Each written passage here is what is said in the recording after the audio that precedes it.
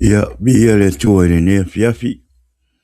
Ia mo mona si ile bi inga ma le whaftai le tua. Ia ilo na rofa mnu na ngalilei. Ua whapena on te maua le vanoa. Te whaea ina ai ma laiva tua i tātou po kalama. Ia peun masani ai ia stop te tasi. Whaftai ila i le tua o no le vanoa tā ua ua toi tātou maua. Ia e tātou toi whaatasi ai. Ilunga o te penga whailangi ia wārta to po kalama. Ia ole vi inga maurunga marwhaptai i lea tua. Ia tari tonu o loo maua umai tātou le malosi male manuia. Wa lantusa umai tātou le alofa maleanga lei o lea tua i le nei aso. Whaptai i lea tua i le ola male malosi o loo tātou maua pea. Le ngata i lea o lona puipoinga ia te oe mau. I temi tātou te urufafo ai mo te urufale mai i lea aso ma lea aso. Le ngata fo i lea o mea tātou te whewa ai ai ia olo vai a pia lea ngali lei ma lea lofa o lea tua. E ala i lana puipoinga ia te oe mau ia so uma o leo langa o lo tātou wola ai o lea ia vi ia lea tua. E mawalunga pia le vi inga i lea tua o wae te tau ia te ia le vi inga. O mea uma tātou te whaia te hao ia i tātou o na tātou i vi ima whaptaia lea tua. O na whaamanianga i te tonu o tātou a inga. Tonu o tātou nuu le ngate leo tonu o tātou e kālesia. E ao lava o na tātou whaptaia mua lea tua i so se mea. Tātou te whaia. O lea ia o le vi inga mawalunga ma le whaptai na i lea tua i le nei aso. Lea ua toi tātou wheiloa i lunga o tātou polkalama. Ia ua whai ngoa ina Jesus is the answer podcast. Ia so tofi taitasi. Whaptai lea tua lea ua tātou wheloa i lumo nuu ai leo tua nuu peo lea upu. Ia a taritonu angana le au noa lea lofa o lea tua ia te oe mau. Ia. Tātou te le mai loa po a winga o le nei aso. Ao le vi i lea tua. Ia ua tātou maua pea le ola ma losia le ngate lea. Ia o le nei aso iona tūlanga sa iai. Whaptai fo i le tua ia ua mahea fo i fe au mga luenga o nei aso sa fia ngai ai. Te lo i tātou sa tātou usu di tae au i ngā luenga. Ia leo ua toi tātou tau nuu mai a inga mane manuia whenua i marwhanau mare to olua. Tari tonu fo i nisi fo i o tātou ia ua tu ua maota malawa ai anga ia tu i ngā luenga o le nea fiafi. Ia talo i le tua ina ia whapena o na ia ilo na puipoinga mna na leo leonga. Ia i le nea fiafi ala i fi au ma ngā luenga. Ia ai paul mea whaptai i le tua o lo o manuia uma i tātou le lofa maleanga leo le tua. Ia o le vi inga ma le whaptai na i le tua ia i le nei tūla. Ia au le nei tūla ia o te pia whaatalo whaatu i le pa ia ma le malu si o tātou atunu. Mai la vai maunga tele se yo pa ia maunga iti. Ia i le nei tūla fiafi whamalia tu ia ono le tūlanga o lo. Ia i le leo ia ua tau mauar fulu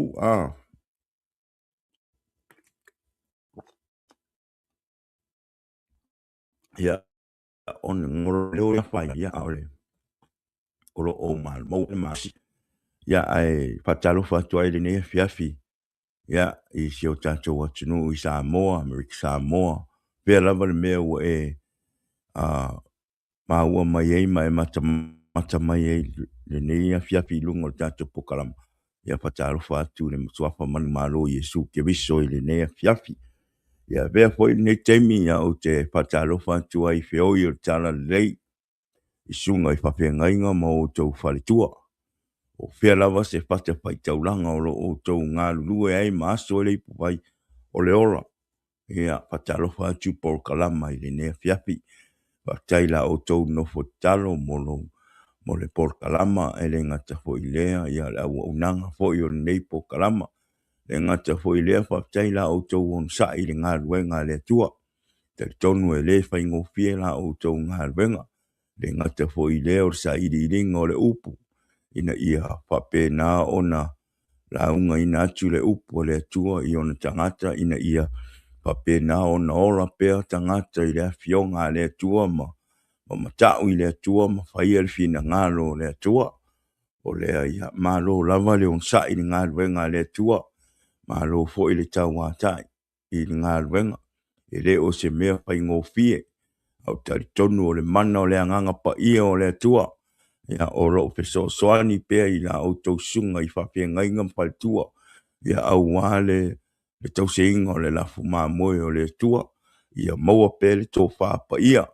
Ia au wale tau se inga o le lafu maa moe o le tua. O lea ia e whatalofa tuai le por kalama o le Jesus is the answer. Barkas ia i sunga i whapea ngainga ma whale tua. Whea lava se meo le nei tolope o lo o tau ngā lulue ai le ngā ruenga le tua. Whatalofa atu por kalama i le nei a fiafi. A vea fwoi ne fiafi au te whatalofa tuai.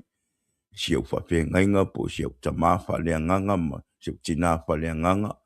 Sunga whapea ngainga ia Wesley sa take ma le whalitua ia tau wā. Ia i le nei a fiafi whatalofa atu por kalama mo o lua. Na iau mātua, whaptai la o lua nofo talo. Whaptai la o lua launga ino le upo le tua e whamanuia i peo mātou loto i lea sā ma lea sā. Te tonu o lo o manuia o lua i lea lofa o lea tua. Whaptai fo i le nofo talo mo le tātou por kalama. Lea ia e whatalofa tua i le por kalama i nea fiafi. Ia i lau sunga whapea ngainga malwhatua. I se take malwhatua ia vai le nea fiafi. God bless.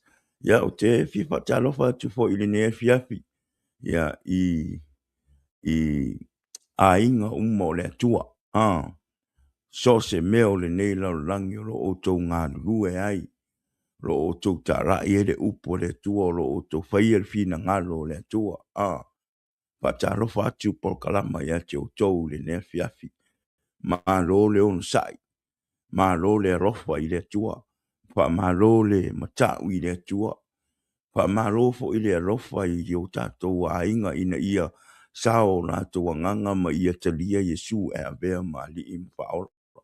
Whea lava se mea ua enga lua i le nei kolope. Po le a lava lo ngā luenga o lo e whaia e te au na ai i le atua. Whatalofa atu po kalama mo o tou le nea fiafi. Sunga i missionare le au tā lai. E o fo i o usom tu whawhine o lo tamati na o lo tā lai lungo te penga whailangi. Ma lo le ngā lulue le ngā luenga le atua. Ia whape nao na whaamanuia pea le atua. E arai la o tou ngā luenga. O le tā lai na atu o le tala le ia Yesu ke wiso. Le ngata fo i leo le nei au nanga. Tātou te au na whaatasi. Tātou te pulpul lima whaatasi. Tātou maua le anganga o le rofa. Yo tātou a inga mo tātou wō.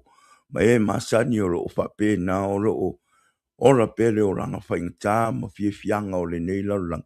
Ia tātou maua le rofa tātou te tāla i le fina ngalo Yesu ke wiso. Ma whai loa i le leo Yesu ke wiso. Amen. Lea ia e whatalofa atu ai po kalama. Ia o le Jesus is the answer le nea fiafi mo o tau.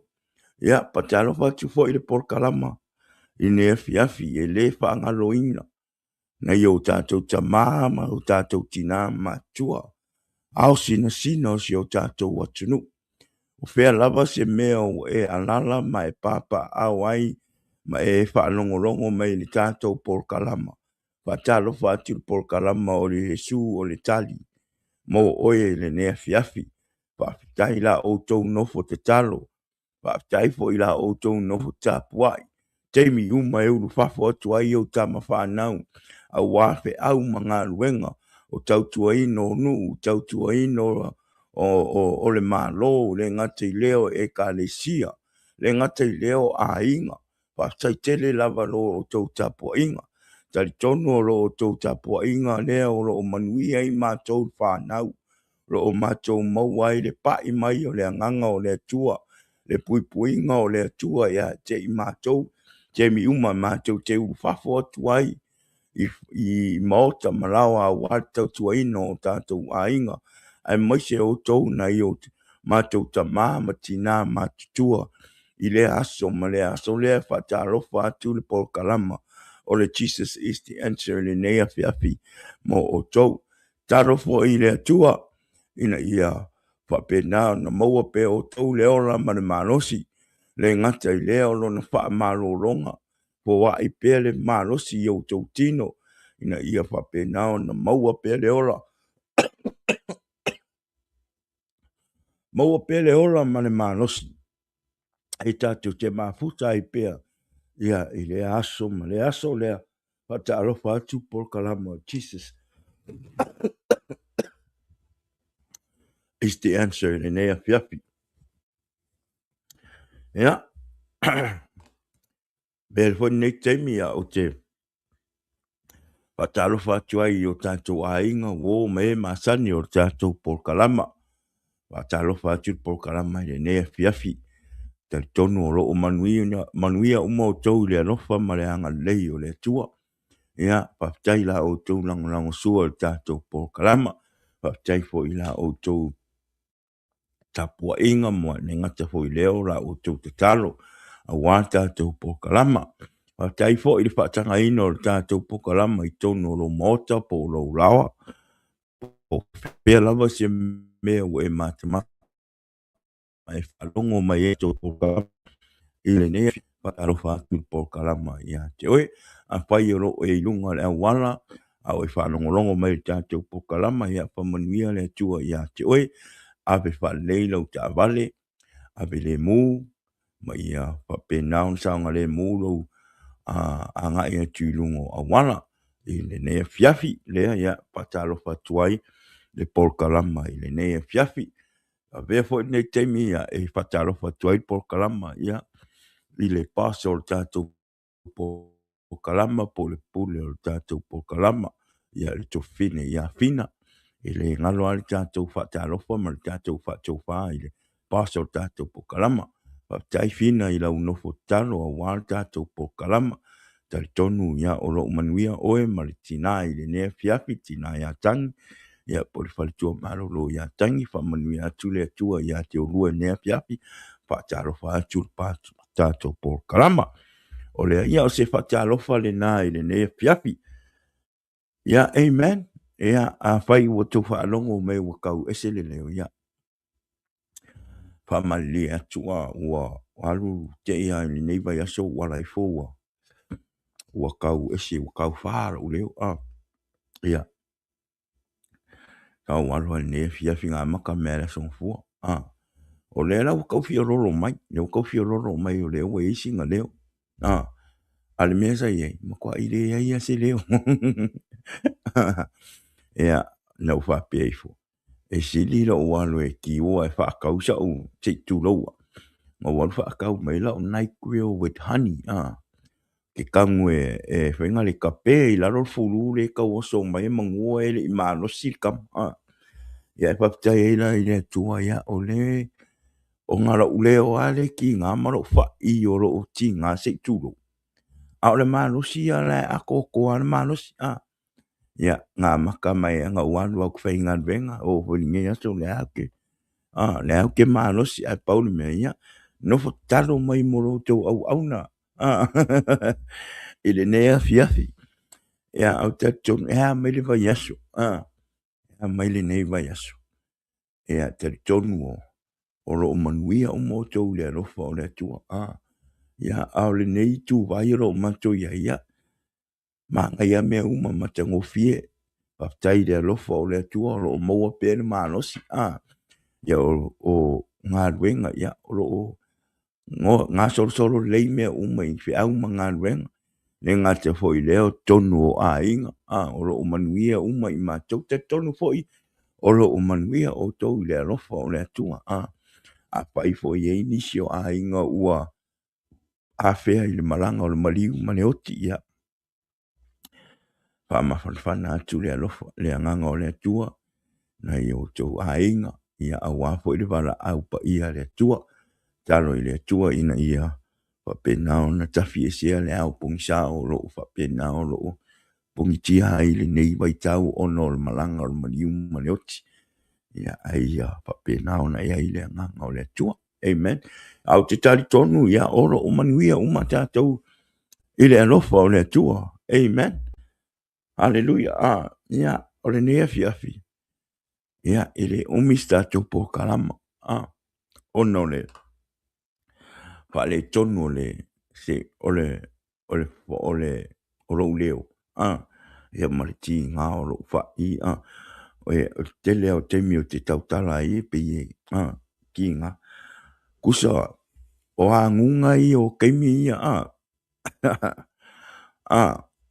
kaimi i o kau mawhakapa, le au nge ki ngā swing ngā lo zesia, le au ki whaia ui ia, me la le moa memele, ka ngaka sa, sa o, kau mawhakapa se i kuno, i ngā vai kaimi, le ara wa ku ngeri ka paa pe o le la a maka koe, e pe o le maka ngā sau au ia, i mea foi ngai sa le fa longonga ke mi manos le na wa ka u sa u ka ma ngale me fa ya ku ka pa a fa ya ya ele ai te tonu ya wa pa wa ya ile te tonu lo ya fa ma lo longa o le tua te longa o le su i ta o le fo wa makanga ka u vela la kiki nge yaso ya le ise me o ya ele ya fa ina le amen ya talo mai moa talo mai mo tato moa ina ia moa pe manos ya wane ise me fa la velave o te au nai mo o to lunga o tato po kalama ya la le upo le tua amen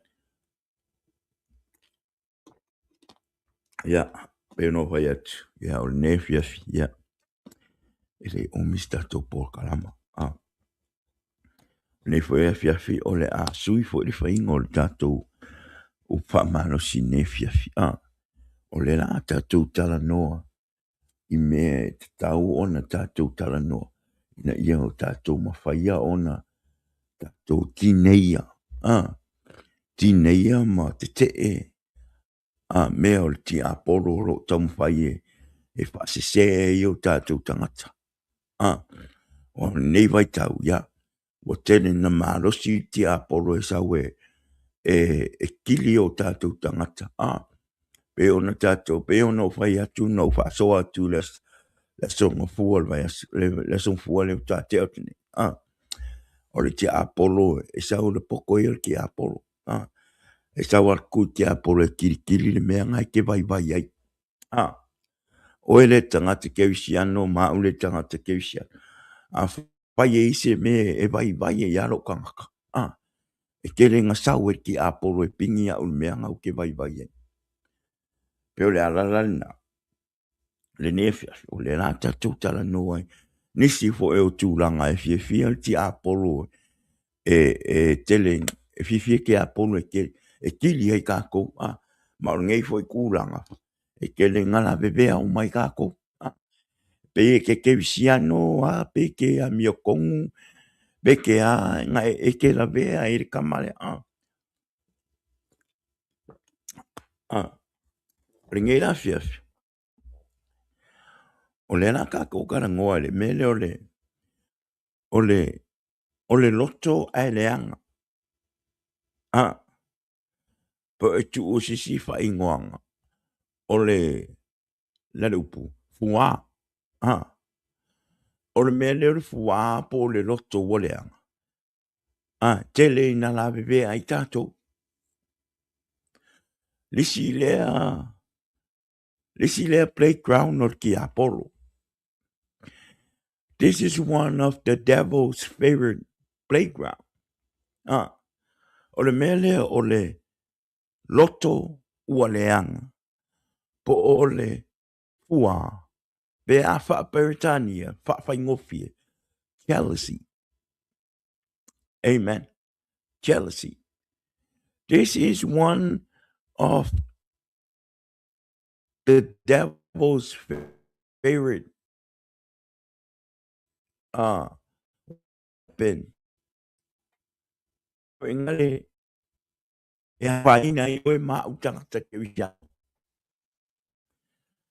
Amen. So le nei la fiafi. O le a tātou tala noa. O le auala e whaato i la loina ai le loto ua le anga. Amen. O le la wha peritania ma wha sa moa le whaingo le tātou. Ina ia wha pe nao na malama ai le totene. So le nei a fiafi. O le a tātou tala noa o le auala e whaato i la loina ai le loto ua le anga po le loto ua fua. The key to defeating jealousy. Amen. The key to defeating jealousy. Amen. Jealousy is subtle. Amen. It doesn't announce itself. Instead, it slips in through the back door of comparison and discontentment. And if allowed to stay, it can take over your heart, limiting your peace and joy. Amen. O le loto fua po o le loto ua leanga.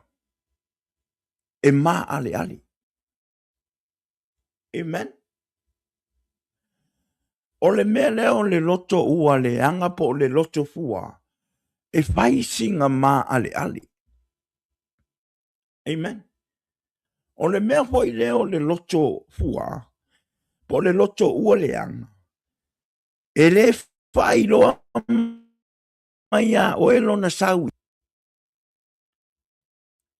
Amen. O le mea lea o le loto ua fua ma le loto ua tinga. E le whai loa mai a te oe le taimi e saua i a te oe. Amen.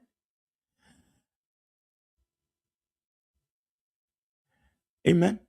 Arka ma whainga, e pei oso mai le taimi whainga le, pei oso mai i to tonu i le taimi o rau whaatusa tusanga.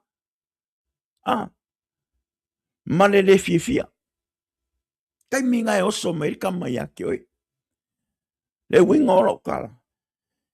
E ke vai a kuroi sisi ka ngaka ua maa ngai e se mea. O ngai a o e le loko whainga le ua e kangu whakusukusa alo ka ngaka.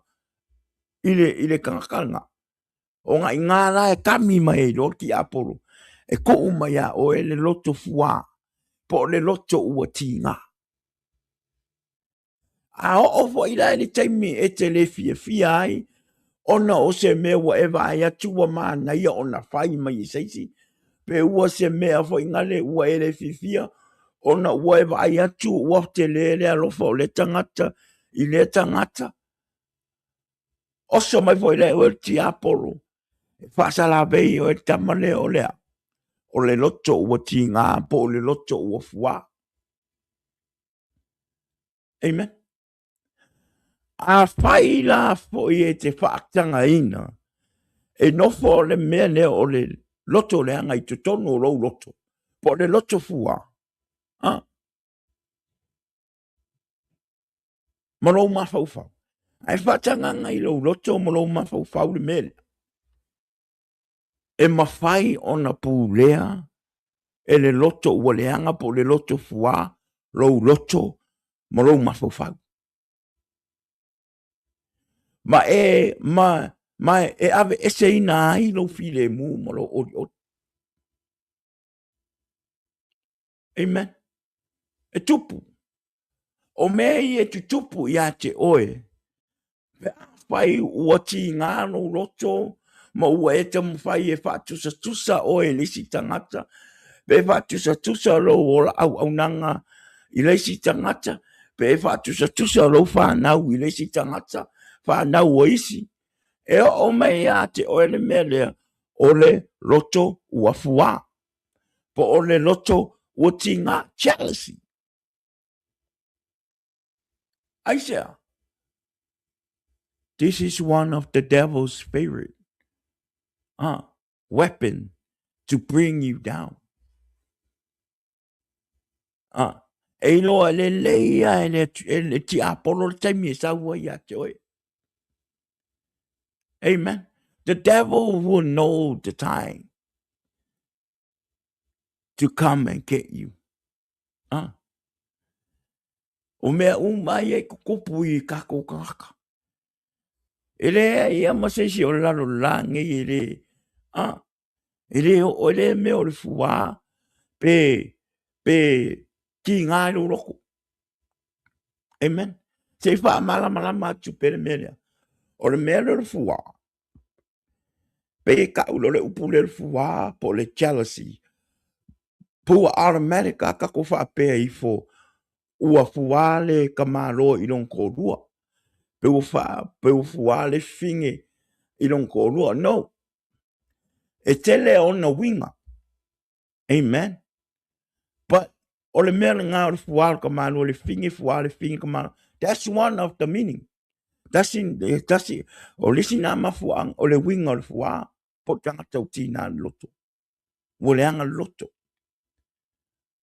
O le si fo i me fa atu sa le fuwa. O le me fo ngari ke ia we fuwa fuolo loko. I lo vai aku le manguia o le a inga. Po le manguia o so uso. Po le manguia o so kaseng. Wakele aku i ake oe. Po se manguia fo i o le eka le sia. Wakupu maola le eka le sia. Ya fuwai fo i lo loko lisi ngā winga. Fuwa fo i lo loko we vai aku liskangaka fo kwa fau mai lo ngā wenga. Ai sa wa maua kuranga le lei. O le vanga i fai ngā wenga le ake ku mau me. Ki ngā lo loko fuwa lo loko lisi ngā winga. Amen. So e kele a mea. E kele a me fuwa i o kako loko. Kele a me ele o ngā osi. It's not only just a relationship between a man and a woman. Amen. No. E kele a mwinga o le mea le jealousy. Ale anga lo loto se mea. Ale anga lo loto. So se mea ale anga i lo loto. Amen. Ai vai atu fo i wole leile fai la unga le ngaka. Wa keleng ya nganga ufa mangui e la unga. Ya ki ngā ele loko oe. E ka ngaka ki ngā. Amen. And I hope that's not happening. Amen. Warfa na wole tua e te tau ona ngā lulu e whātasi. Tau ona mawole a nganga whātasi. A nganga fia ua. Tutupu wa venga i te tonu le kalisia. O tutupu wa venga i te tonu ono le nganga pa ia o le atua. Support lisi au nang lisi kewisiano, lisi kewisiano. Le ngā luenga, pai whakasi. Awange i wherongo whika i ma fua i o roto ono o le ngā luenga le tua. Ele te tau ono whapena. Ele te tau ono tupu whapena. Amen. So we all face this battle. E tatou sa nga ia ma le tau alea. Ya so uma. Olea. Ole jealousy. Fua. Loto leanga. Loto leanga. E ka ke pero e ai ka mai e ke miuma. Amen. We all face this battle. It might start with the simple thought was grown through social media or listening to someone's story. Why not me? Why don't I have that? Amen. Quickly, resentment covetousness, self-pity, and envy began to grow in our heart. Ah, tele yo me kupu yo kako loko pea onga ka pea onga le anga o kako loko. Ah, le upunga covetousness. Ah, covetousness. Ah, le upu ah. Ma le upu leo le envy. E ola i ko kongo o kako loko pea o le kemi. E le anga ai o kako loko. Ah, ai kelo. Kele i o scripture kuspa ia o lo o whaamakala mai ai. Ma warn mai ai kako. Kako ka ngaka kewisiano.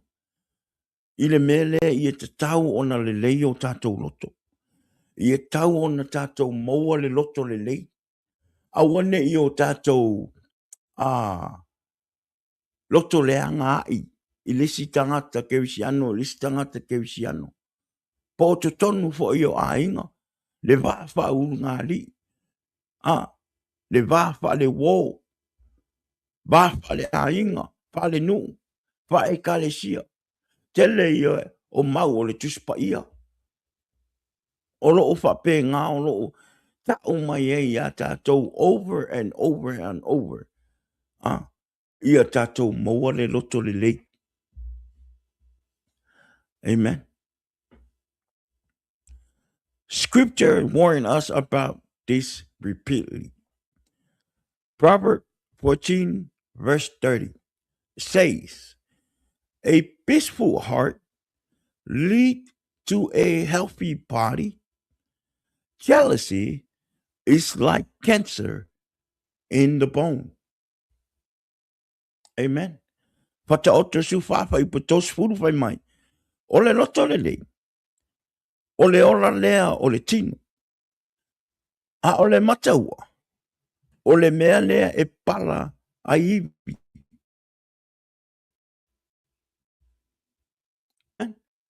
Rongoinga. A peaceful heart leads to a healthy body. Rongoinga. A whai o ngai se mea o lo ti ngā i ro loto. Ai se mea o lo o skea wa stress ai foro ma whau. Ona o le leanga o lo loto. I lesi tangata. Ona o lo wai atu le manuia o lesi tangata. E whai ngā ma mea e mai e lo tino.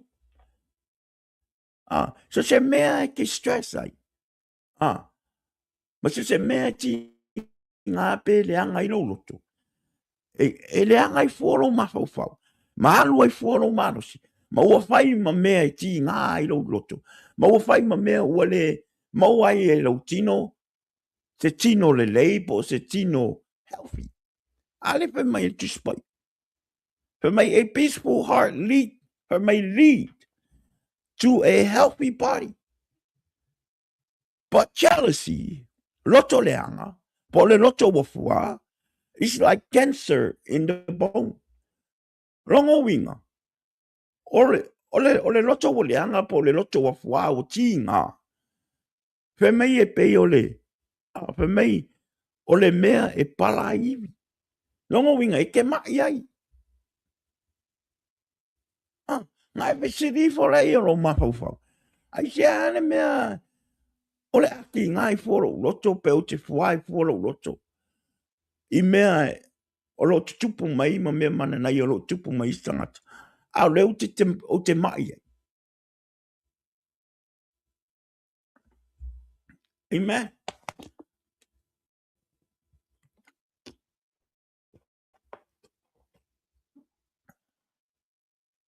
Ngai ka umere.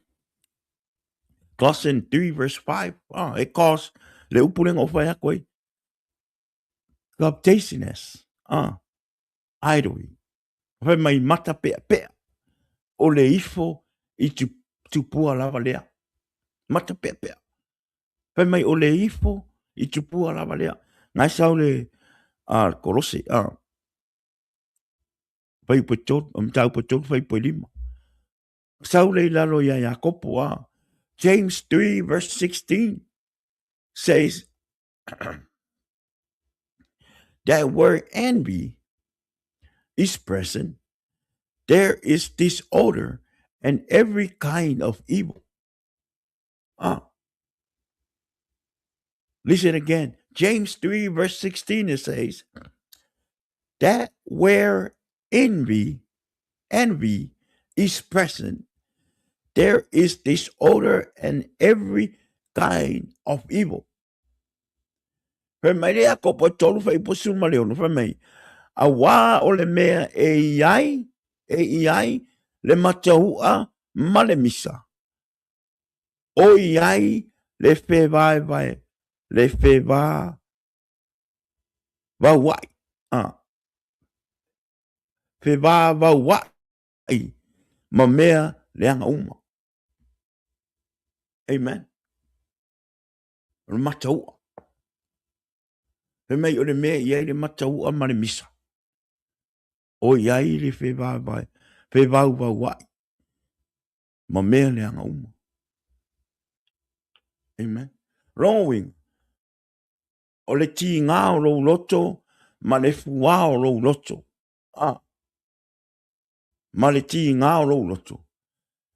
E o oe ia te oe mea langona, e le te tau ia te oe le tangata ke no o na whai. Amen. Ani o tatou whatangare ti aporo. E a watu i te o mea o le loto tangapo le fuā. O ue ai atu ua. Pamani e aing. Pe vai atu manuia. Pe ua e vai atu. Ua whaamanuia le tua i lau ainga. Ia. Ua te ia te oe. Le loto fuā po le loto tinga. Amen. Wa i te mi tātou te ngā lulue, tātou ngā lulue, patai te inga. E te mi, e tātou te ngā lulue, le ngā luenga whaingo, ngā luenga netua. A se le whaingo rau mau te i lau ora au ai netua. A se e te mi, e te alu e vai, o se lo le moro. O vese na e alu i.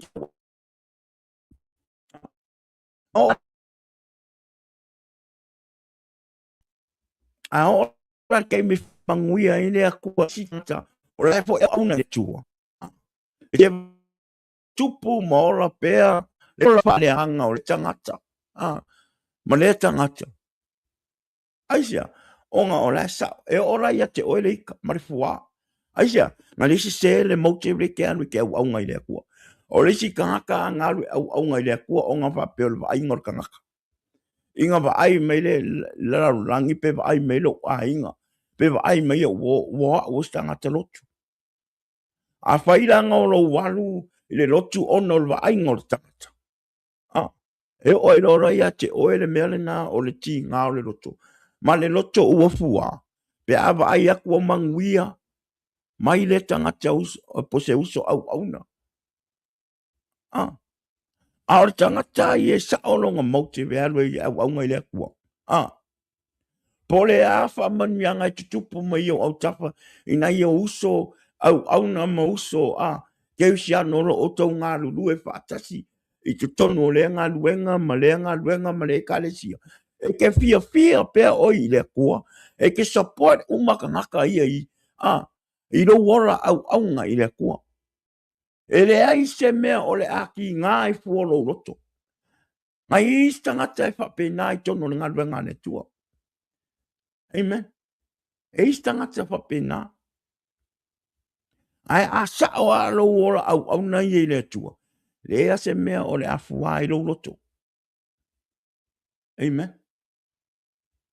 Ai ke lo o elisi mea mali e keleanga over ai.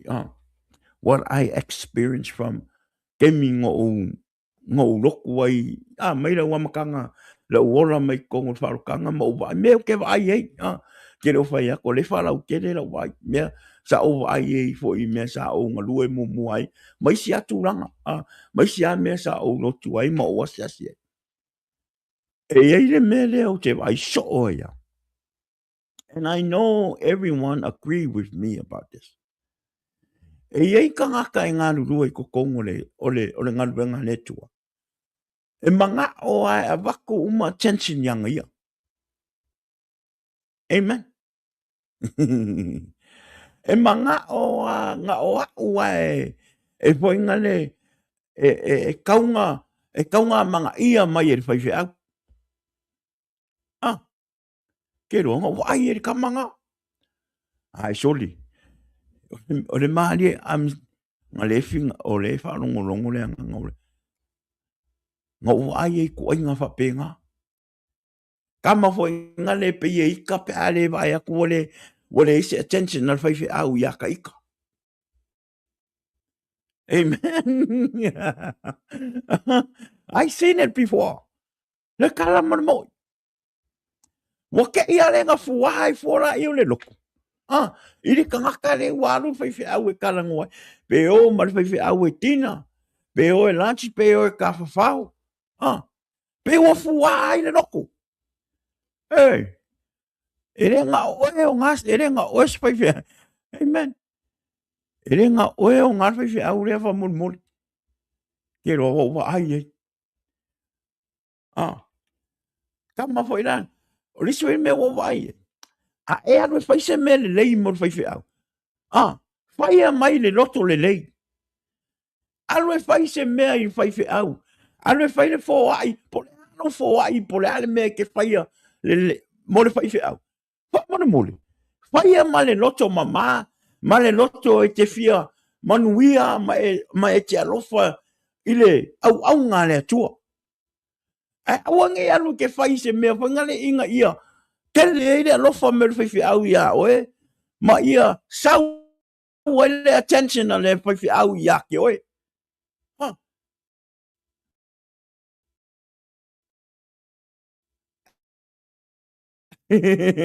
Amen. I just before. Whatever for inga I tonu whao tanga. Te tonu ho ina vai se to fine I mea whapea. Because ngō wai ei. E ke rola ore me kupu ia. Oe peangalo warwe. Ke alwe whaingi me le lei mal whaiwhi au. Ai ke alwe whai o ngā. Ie ke manga o ngā o oea. Ngā o oea e rofa mai whaiwhi au. Ngā o oea vai mea whaiwhi au. Ke manga o a. Sau uma le attention o whaiwhi au ia oe. Ke rola me kupu ia oe. Ora le kai mea anu, le whaiwhi au e. E whainga le kalango ma isi kangaka o le loku. Pe fau aku fo isi kangaka I kongo le ka le sia. Wa ave le. Ngā oro le ia ke oe mea lea. O le ika o fua. O e fua. Ngā e maua le oe mea whainga le o lea. Sorry. Ngai whaiwhi au ngaro ki ngā inga e. Ave ei. Ko I kiki alu umaro siaki ave kupe ave mar whaiwhi au. Ave upo kau le whaale ango mari whaiwhi au. Jealousy. O le mea ngā, o le singa ko I ngā, o wai ai. Ai ke roa. Mea ngai kua I e o ngā e vai. Mea ngai ke vai aku oe le ke fie fie. E whai mea o le whai mea uma mo le whaiwhi au. Ongo roma ngā o ia. Ia ngā o oe e lofo mai le whaiwhi au.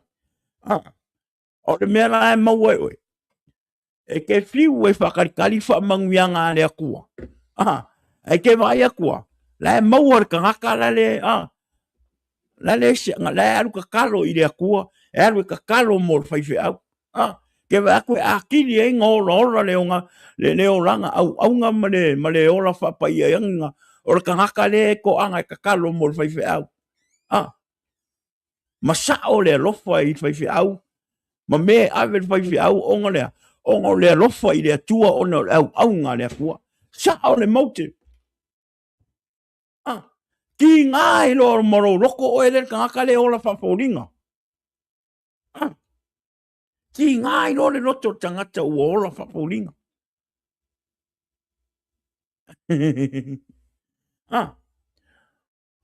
O le mea la o le auala la mawhai e tātou, ona te le mea leo le fili leo o le loko leanga, o le chalice, ma le fua, ma le loto ua tinga. O lou whawhetai I le atua I mea ua e maua I au lima. Ke loa oe a kenenga e whawkai I le akua. I mea lava ufoa, inga mai e le akua ia ke oe. There is no way e oso I se loko leanga I lau loko. Amen. Aisea. Onga o lou amanga ia, mo lou kalia inga ma le fia o mea nga fōa I mai e le atua ia te oe. Amen.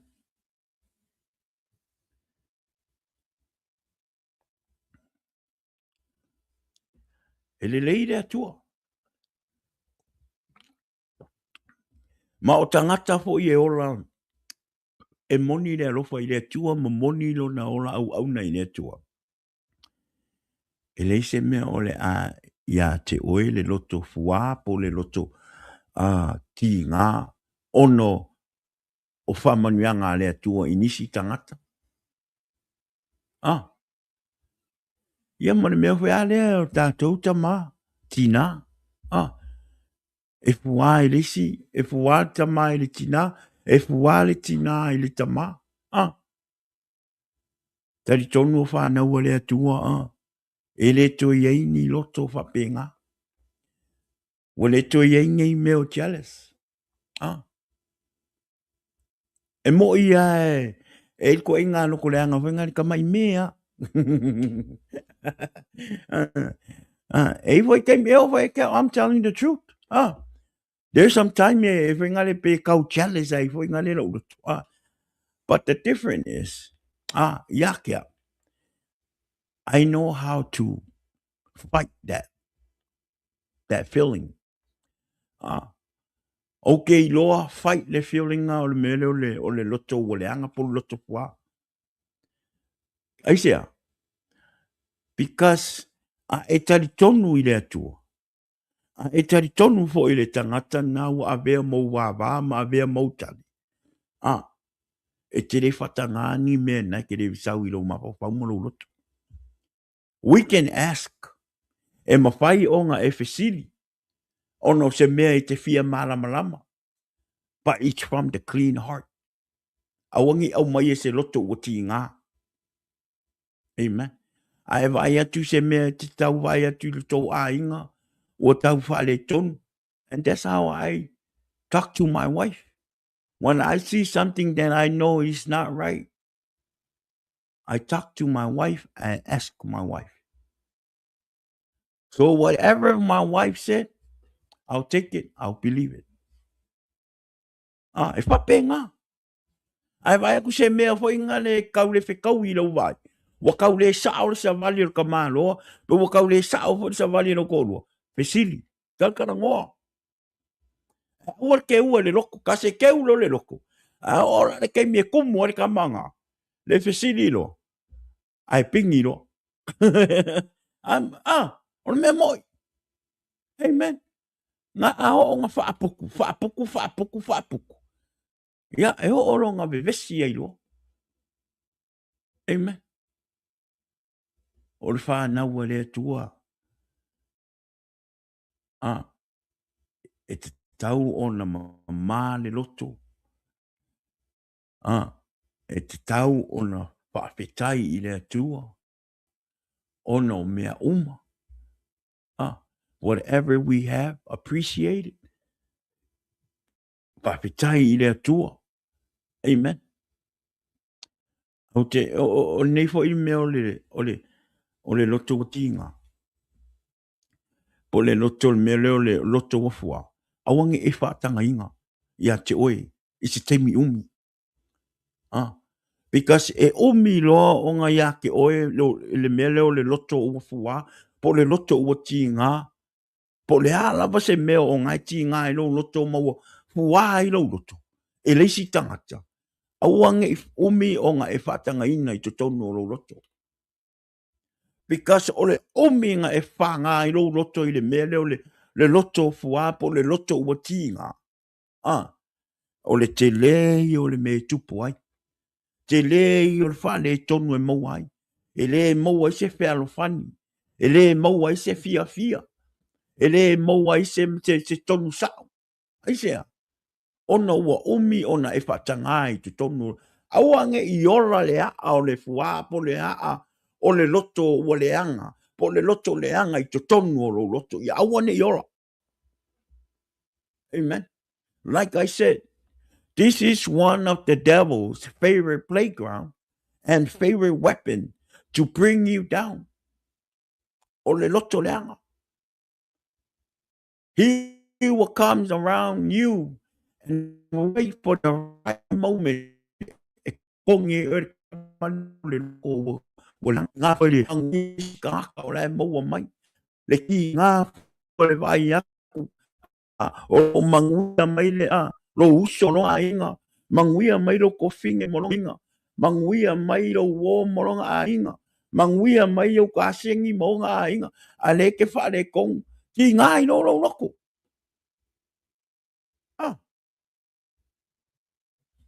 kalia me o au mai le tua ya te oi fa pe kai le tua I me o au mai o le aualanga e ka ko ke mawhai ai o ngā ki ngeia le mele. Ma poloka le mele o le loto ua tinga. Po le loto ua leanga. Po le loto ua fua. Aisea. O le talia o mea ua awina mai e le tua. O whamanuia I le tua I atoi. Amen. So when we give thanks, we stop feeding comparison and start feeding trust. So se kai mea kako ke whafkai I lea kua. E ka kaula o ngā kako ku le mea lea o le ka awhi le mea lea. O lo ka mawhai e whaakusa kusa lo ka ngaka. I lisi ka ngaka. Pe whaakusa kusa. Lo a inga I lisi a inga. A ia ka mawhai ia whawhanga lo ka ngaka ma lo a inga. E mea lea. I trust. Amen. We need to start feeding trust in our heart. As we do, peace begin to thrive as well. E ke lo ngai foi le mawhangawhanga. Ma le file mu o lo loko. Pe a o ngā e whawhkai I lea kua. O mea malava o e whawhkai I lea kua. O a mea o luluki mai e lea kua. E whaamanguia I ake oe malo a inga. Ka lia ma le whawhkai. Ave lo vi inga I lea tua. Amen. E auange o kako vai a kuloa ua. Manguia mai le e kalesia. Manguia mai le a inga lotu. Manguia mai le a inga. Manguia mai ia ka ngaka. O ngā olore ia kākou le loko ua tinga. Po le loko ua fua. O ngā o le loto ua fua o le mea e mai le ki apolo. Amen.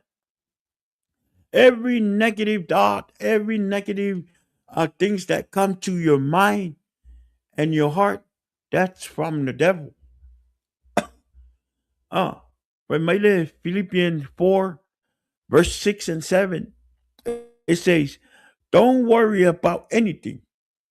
Instead, pray about everything. Tell God what you need and thank Him for all He has done.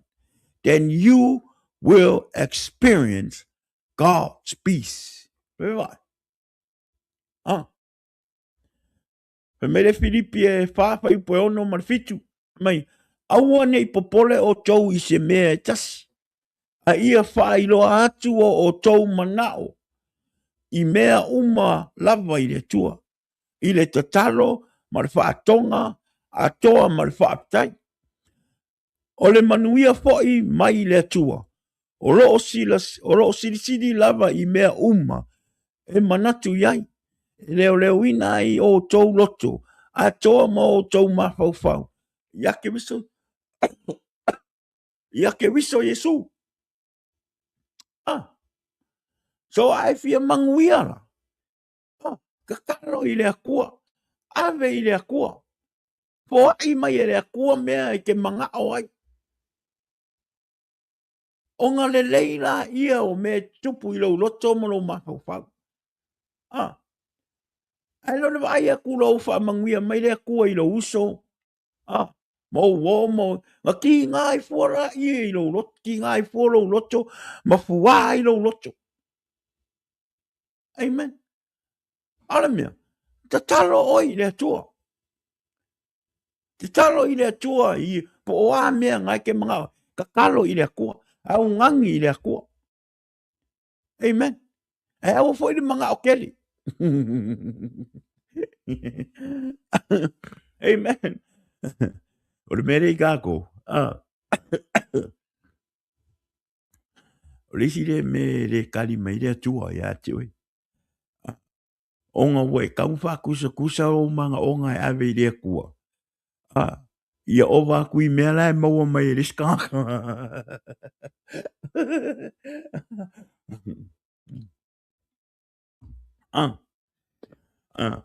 E leo whai aku la, e leo whai mai la, kuspa ia. E whai ngale, ia e kakaro aku i meke. Nga e furi la, ia e karau i lumo le akua mea ia.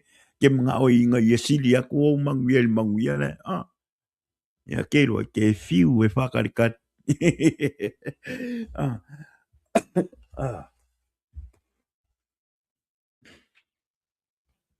Amen. E ke fiu e whakarikari whamangia ngā rea kua e sea. Ngai se whai ngā rau. Ngai se whai ngā rau mga onga. O rau mga onga e kau o le mea ka kau onga e ka kalo i lea kua. O mea e au mai le loto ma le mea o ro e ma o mia.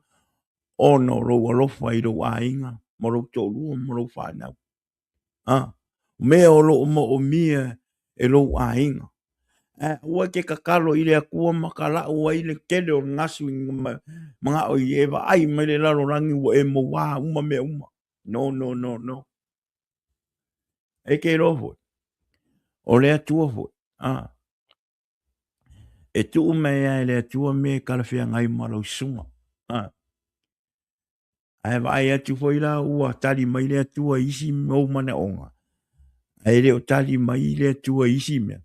E kaunga e iloa. O pauanga o me e loa e le atua. I te mawhaia ona e whaia. O lisi tangata. E māngai ale alu māngai ale le ora au aunga i le kua. Anga o ngā kele au whaamanguianga le kua. Tori. Ke i ale ngalo le kua. Amen. Awangi ngalo ia oi. Only God can see your heart. Only God can see your heart. Ngai kele o ka koe. Ngā kele au whaamanguianga ua ma kwa i manguia le a inga ma. Ngalo ro le kua. Ma kwa i sau ai la ro le level le o le ora whaora inga sau a kūre i. Pā le empty. O ngā ua kele le whaamanguianga le kua. O le nisi ngā mafuanga. E au mai e le kua mea e loa e le kua. E au ngā mo oe, e au ngā mo a. E i loa e le kua. E loa i le kua e ki wha maongi ai. Ma e usika i ai. Ma e mau ai le loko le lei. Amen. Ma e mau ai le wha maongi i le kua. Amen. Olea. Ai vai a kuro o manguia ngis kaka. Ia, o sai lau sunga. Amen. O sai. E o foi a ua. I le kai ke ro meo o meo ke maua. O ke whawhekai a ui le kua. Whawhekai a ui le kua i longa whaasoa. E whawhekai i le kua. O ngā whaamanuianga ia hau moro a inga I mea mako ke maua. E ala I lana whaamanuianga. I re kai o overlap o ke mga. Yes, e keimi e inga I feelings nga. Oh, mai mau pe, mai mau pe. Au koe alu mo ko ngofu. E au mai a le kua me e loa e le kua nga o ke mawhaia o ngā uwhaia. E mawhai e ro ko rua o ngā whaia. O le mea fo I lea. Oh, I told my wife, whatever God gave us, appreciate what we have from God. Don't rush to anything. Don't rush to anything. God will make the way for us to be there. All we do is just be patient, have faith in God, and accept and praise the Lord whatever He gave us. Amen. Nga aho olo ke mi kako ke mga o nga o. Ia, e lara kai mira nga e kangua kua le lava e li whaasoa. Ngā mea penga. Le mea nga, mā ngai e le whai o mea uma mai le loto le lei. Le loto whaafitai I e atua. Amen. Ia fiafi. Era. Ia. O. Wa makai fuanki ngā mai ua. O le pia le kau whai ki apo le kau. Kau wawe kat kako pokala mao ki ngā whai. Amen. On sa I le mea o e maua. A whai wa e vai a koe ke. O lisi tātou tangata keusiano. Awange I ki ngāo tātou loto pe fuao tātou loto. Ona o mea o lo o maua mai e tangata. Ele o ko angai se loko. Ele o kapua I le kua. Ele o mongi le alofa I le kua. O lo fia pe ko inga ngaunga o le lalorangi ma fia. Awange I fuai o kako loko.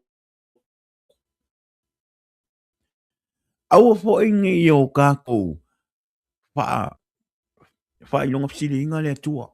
Io na wha mangianga.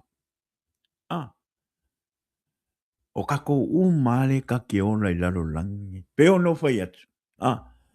Pe kako ke lo loku, pe kako ke le loku. Pe kako ke visiano, pe kako ke le ke visiano.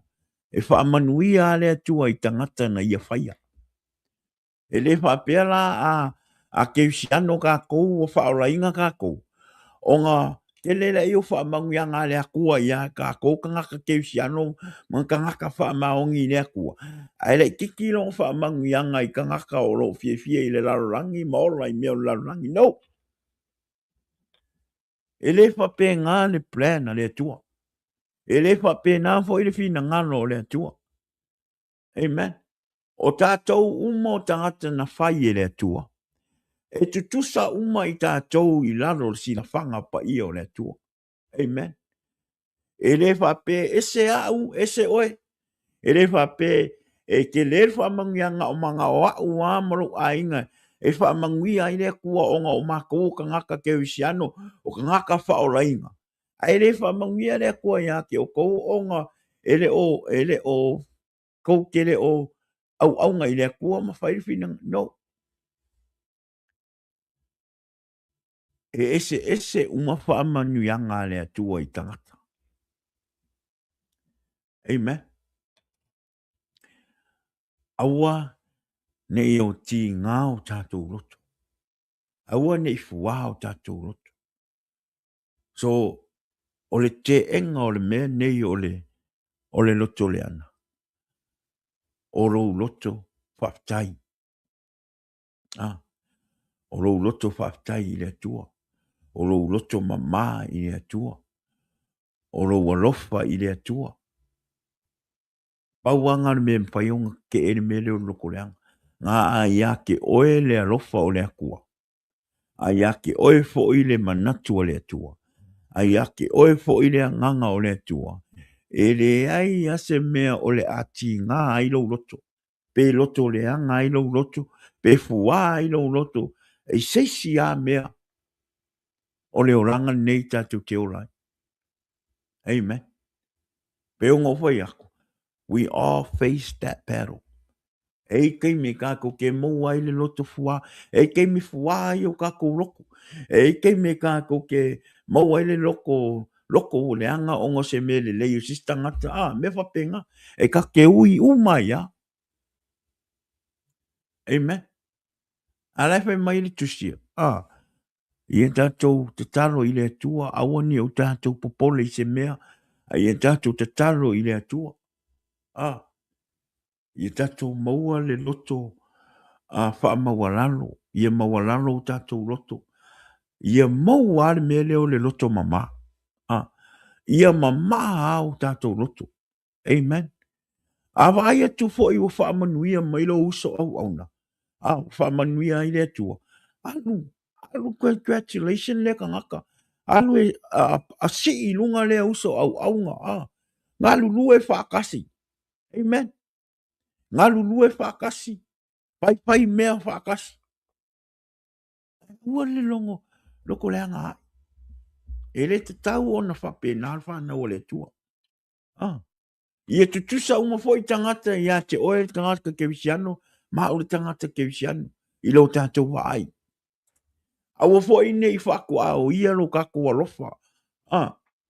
I ka ngaka.